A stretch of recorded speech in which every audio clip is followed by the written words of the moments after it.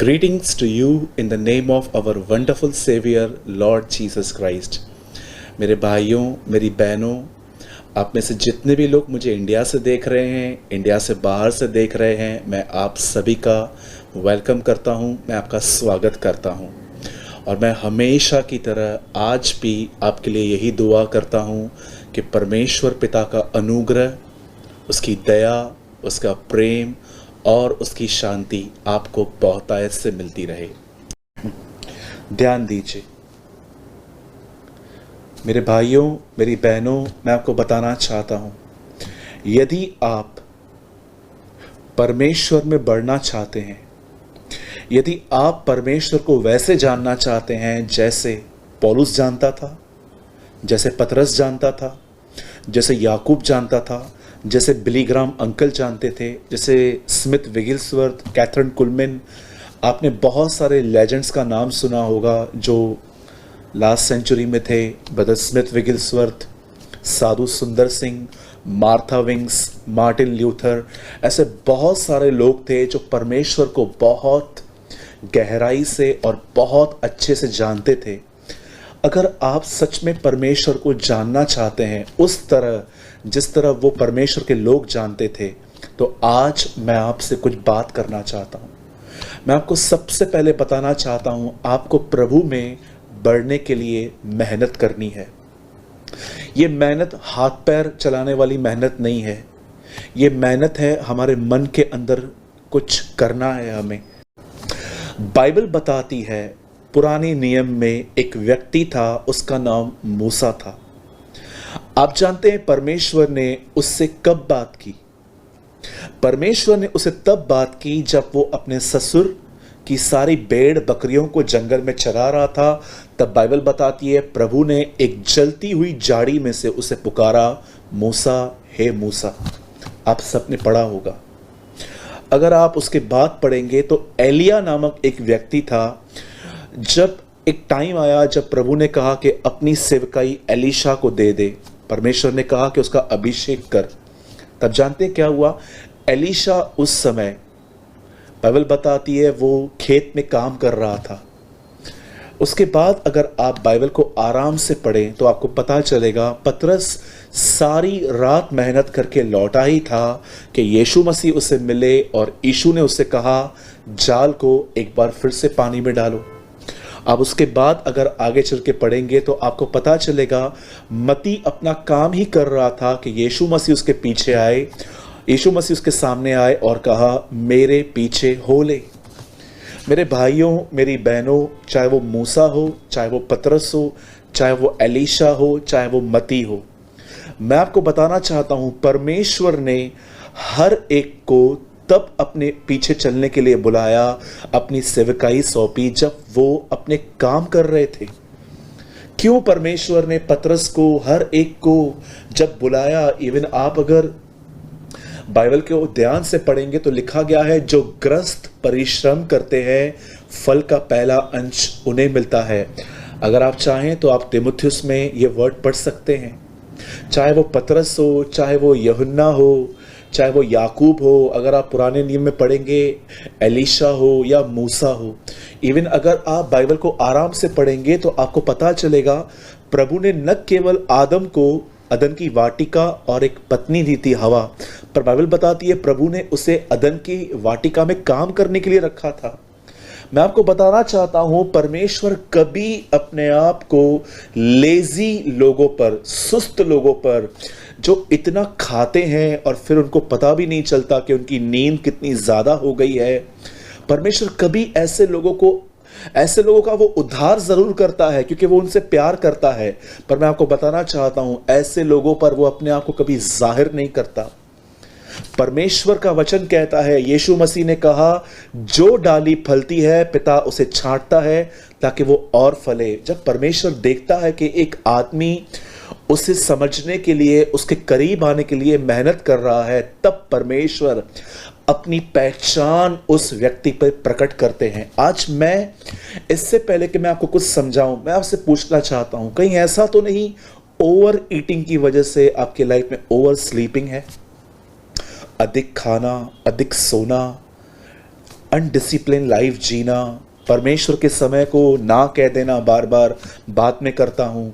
पर अगर आप ऐसे हैं तो आज आपको उठने की ज़रूरत है, और मैं आपको बताना चाहता हूँ आपको मेहनत करने की ज़रूरत है। ये मेहनत कोई हाथ पैर चलाने वाली मेहनत नहीं है।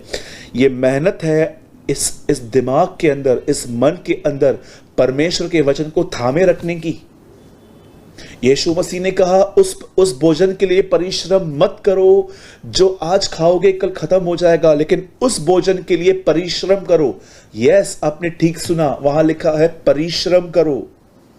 उस भोजन के लिए परिश्रम करो जो मनुष्य का पुत्र तुम्हें देगा। यीशु मसीह ने जब देखा कि एक भीड़ उसके पीछे हो रही आई है और ये भीड़ सिर्फ मछली और रोटी के लिए आई थी, तब यीशु ने इनको साफ किया कि इसके लिए मेरे पीछे मत आओ, लेकिन वर्ड के लिए मेरे पास आओ। मैं आज आपसे पूछना चाहता हूं, आप में से कितने लोग एवरी सिंगल डे इस परमेश्वर के वचन को समझने के लिए मेहनत करते हैं? प्रभु मेरा गवाह है, जब मैं नया नया प्रभु में आया था, आप ट्रस्ट कीजिए, मैं बाइबल को 17 घंटे पढ़ता था। मैं उन दिनों में जॉबलेस था, मेरे पास कोई जॉब नहीं थी। प्रभु के अनुग्रह से बाद में मुझे जब अपना काम मिला, मैं आपको बताना चाहता हूं, जब मेरे पास काम नहीं होता था मैं 17 आवर्स बाइबल पढ़ता था। मैं आज भी पढ़ता हूं, नो डाउट मैं उतना नहीं पढ़ पाता जितना मैं पहले पढ़ता था, पर हाँ इतना है कि मैंने प्रभु के वचन को पढ़ने और समझने की भूख आज तक नहीं खोई है। मैं आज भी जब भी सुबह उठता हूँ मैं पहले वचन पढ़ता हूँ, दुआ करता हूँ, और जब भी मुझे समय मिलता है अपना काम निपटाने के बाद मैं फिर से प्रभु के वचन में जाता हूँ और मैं वही बातें बार बार पढ़ता हूँ और न्यू थिंग्स को अपने कैरेक्टर के लिए लर्न करता हूँ, और मैं वही चीज़ें आपके साथ भी शेयर करता हूँ। अब मैं आपसे पूछना चाहता हूँ, आप में से कितने लोग इस वचन को समझने के लिए मेहनत करते हैं?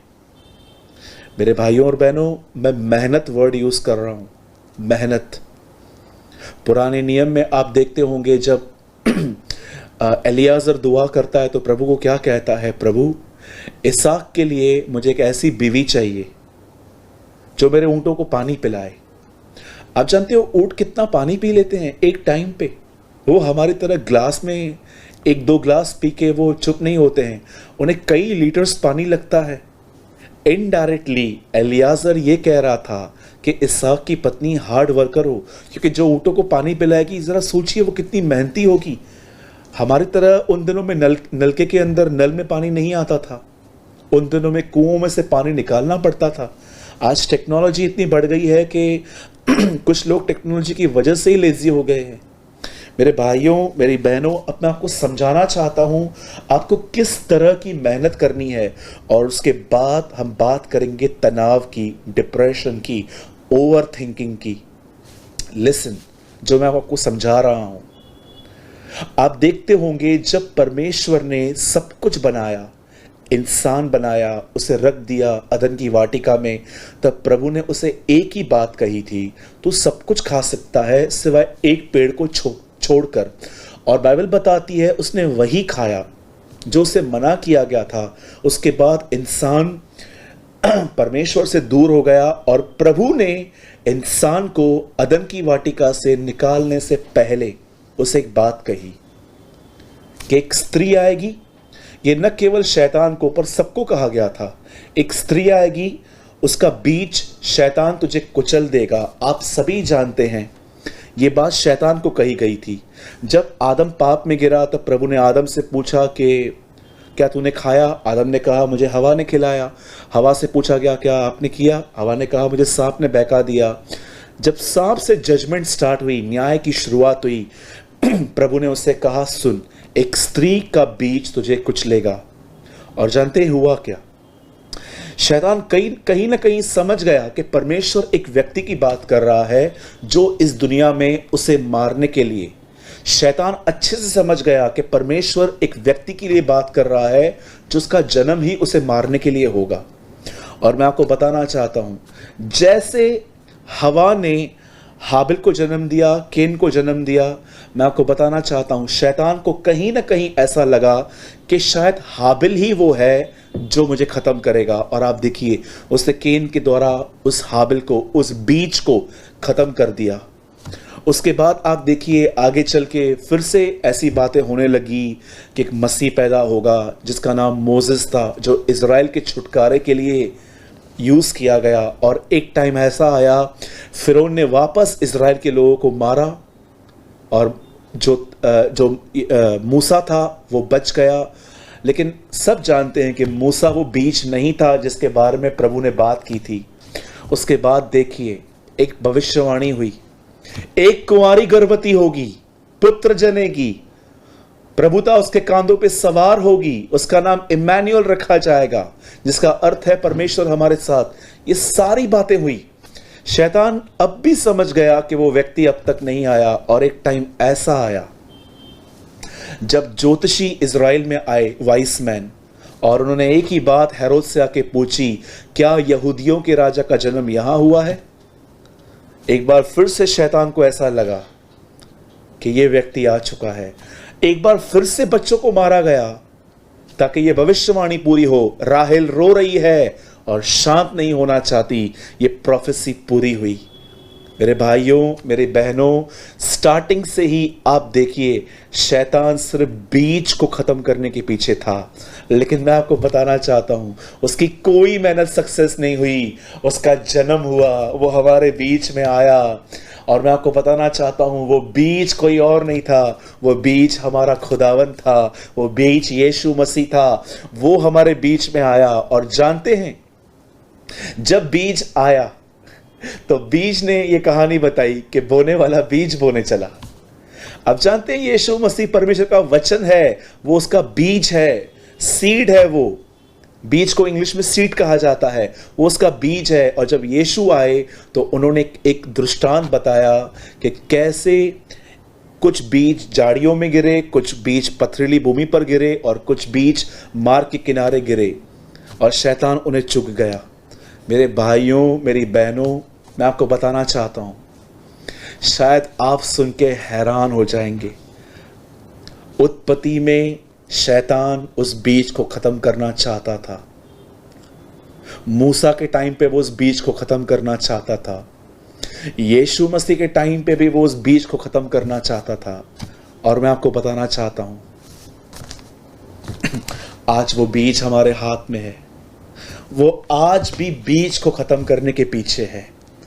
और जानते हो वो बीज को कैसे खत्म करता है? जो भी आप सुनते हैं, जो भी आप पढ़ते हैं, वो आपके अंदर से उसे चुरा लेता है। वो आज भी आपके बीज के पीछे है क्योंकि उसे पता है अगर ये बीज बढ़ गया तो वो मुसीबत में आ जाएगा। इसलिए यीशु मसीह ने कहा, परमेश्वर का राज्य उस खमीर के समान है जिसको एक बहन ने आटे में मिलाया और वो बहुत बढ़ गया। वो जानता है कि अगर इस बीज को इन लोगों ने संभाला, ये बीज पूरा इनके जीवन को कंट्रोल करेगा, ये इस बीज के वश में आ जाएंगे। इसलिए यीशु ने कहा कि परमेश्वर का राज्य उस राई के दाने की तरह है जिसे बोया गया और वो इतना बड़ा हो गया कि पक्षी आके बसेरा करने लग गए। शैतान जानता है कि जो लोग बड़े हो जाएंगे, ब्लेस्ड होंगे, ये इनकी वजह से और भी लोग ब्लेस्ड होंगे। मेरे भाइयों, मेरी बहनों, आपको प्रतिदिन एक मेहनत करनी है। जो आप पढ़ते हो उसे अपने मन में याद रखो, उसे अपने हृदय में रखो, उस पर ध्यान करो। मैं कई बार जब बाइबल पढ़ लेता हूँ, बंद करने के बाद भी मैं उसके बारे में सोचता रहता हूँ कि मैंने क्या पढ़ा, मैंने क्या सीखा, और इससे मैं प्रोटेक्ट होता हूँ। मेरे माइंड में पाप नहीं घुसता। दाऊद कहता है, मैंने तेरा वचन अपने दिल में रखा है ताकि मैं तेरा गुनाह न करूँ। आज मैं आपसे पूछना चाहता हूँ, क्या आप ये मेहनत करते हैं? प्रभु जानता है मैं आपको वो सिखा रहा हूं जिस पे मैं खुद चलता हूं। क्या आप प्रतिदिन उसके वचन को पढ़ते हैं? क्या आप प्रतिदिन उसके वचन को अपने आप में रखते हैं? कहीं ऐसा तो नहीं है कि आप लेजी हैं पढ़ने में और मेडिटेट करने में? क्या ही मुबारक हैं वो लोग, बाइबल बताती है, क्या ही धन्य हैं वे लोग जो पापियों के मार्ग में न खड़े होते हैं, जो युक्ति नहीं करते हैं बुराई की, जो ठट्ठा करने वाली मंडलियों में नहीं बैठते हैं। वो उस पेड़ के समान हैं जो नालियों के किनारे लगाए गए हैं, जड़ें पानी में है इसलिए फलवंत हैं, क्योंकि वे यहोवा की व्यवस्था को दिन और रात मनन करते रहते हैं, इसलिए वो एक फलवंत पेड़ की तरह हैं। मैं आज आपको ये कहना चाहता हूँ, प्लीज़ मेहनत कीजिए। बहुत जल्द प्रभु हमें लेने के लिए आएगा, और वो उन्हें नहीं ले जाएगा जो सिर्फ एक मसीह का ठप्पा लगाकर बैठे हुए हैं, जो सिर्फ कहते हैं कि मैंने 20 साल पहले बैप्टिज्म लिया था और आज वो कंप्लीटली बैकस्लाइड हैं। वो उनको लेने नहीं आ रहा है। आप जानते हैं बैकस्लाइड होने का मतलब क्या होता है?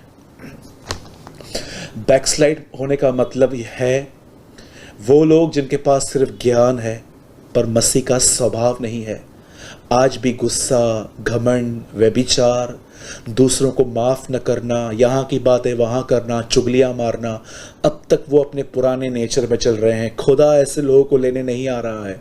खुदा उन लोगों को लेने आ रहा है जो ईमानदार हैं अपनी आत्मा में और पवित्र आत्मा से भरे हुए हैं, जो मसीह के स्वभाव में चलते हैं। वो ऐसे लोगों को लेने के लिए आएगा। फल तो बाद में आएंगे, पहले बीज तो बोइए पहले बीज तो बोइए। मैं आपसे विनती करता हूं, मेहनत कीजिए और जो पढ़ रहे हैं उसे मनन कीजिए, उसे अपने आप में रखिए, ताकि आने वाले दिनों में आप फ्रूटफुल हों।